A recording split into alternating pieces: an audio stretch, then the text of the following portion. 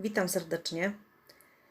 Ostatnio rozmawiałam z panią sprzedającą warzywa o czarnej rzepie. Powiedziała coś, co bardzo mnie zdziwiło, może trochę zaniepokoiło. Otóż zauważyła, że rzadko ktoś pyta o czarną rzepę. Mało kto ją kupuje.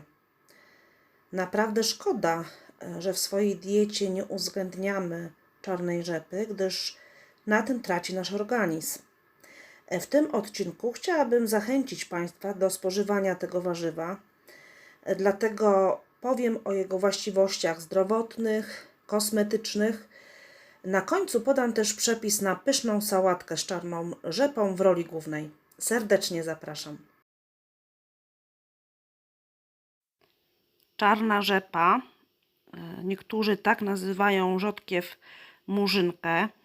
Słyszałam kiedyś też określenie rzodkiewka czarna. Jest to bardzo łatwe w uprawie warzywo. Trzeba tylko pamiętać o odpowiednim terminie siewu. Nasiona wysiewamy na przełomie czerwca, lipca, a plony zbieramy wrzesień-październik.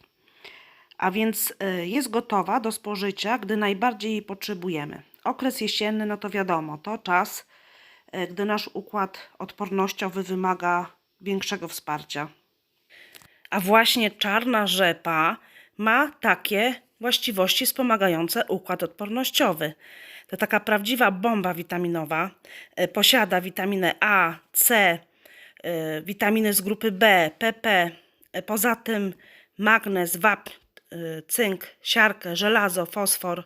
Zawiera też fitoncydy, które hamują rozwój bakterii, wirusów i grzybów.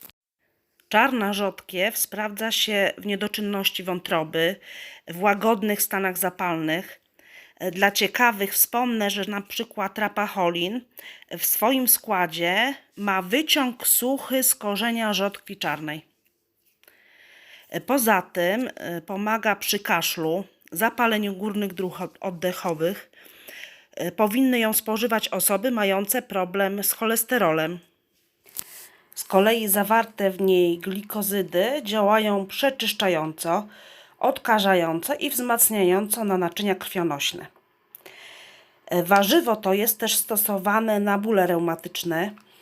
Sokiem naciera się obolałe miejsca. Czytałam gdzieś, że pomaga przy nerwobólach i zapaleniu korzonków. Niektórzy wyciśnięty sok piją, dlatego że działa wzmacniająco na organizm. Nie można spożywać go jednak w dużych ilościach i na czczo, gdyż mogą wtedy wystąpić jakieś skutki uboczne. Trzeba też pamiętać, że niestety nie każdy może zjadać czarną rzepę. Osoby na przykład mające wrzody żołądka, uporczywe biegunki, zgagi, no to nie powinny spożywać tego warzywa. Tyle o właściwościach zdrowotnych. Jak wspomniałam na początku, czarna rzepa znalazła też swoje zastosowanie w kosmetyce.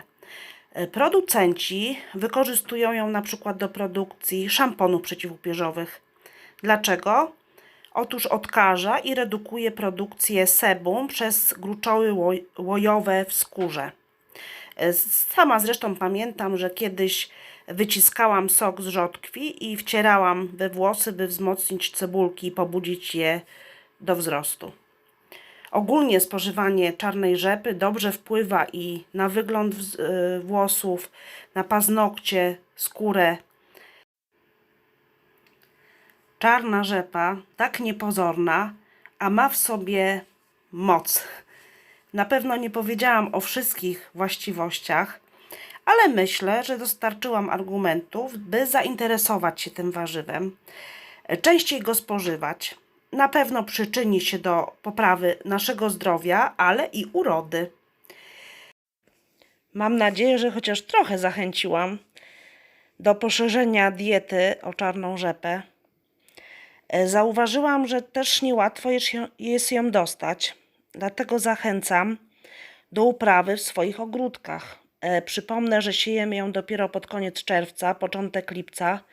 Wcześniej uprawa może nam się nie udać, dlatego że w uprawie jest podobna do uprawy rzodkiewki. Ona po prostu lubi krótszy dzień, chłodniejsze dni. Niech nie zmyli nas zewnętrzny wygląd. Czarny kolor może zniechęcać do spożywania tego warzywa, ale jest naprawdę bardzo wartościowy, bardzo smaczny. Jest też wiele pomysłów na spożywanie czarnej rzepy. Ja podam przepis, którego używam w swojej kuchni. Surówka w takim wydaniu jest przepyszna i przede wszystkim bardzo zdrowa. Zapraszam.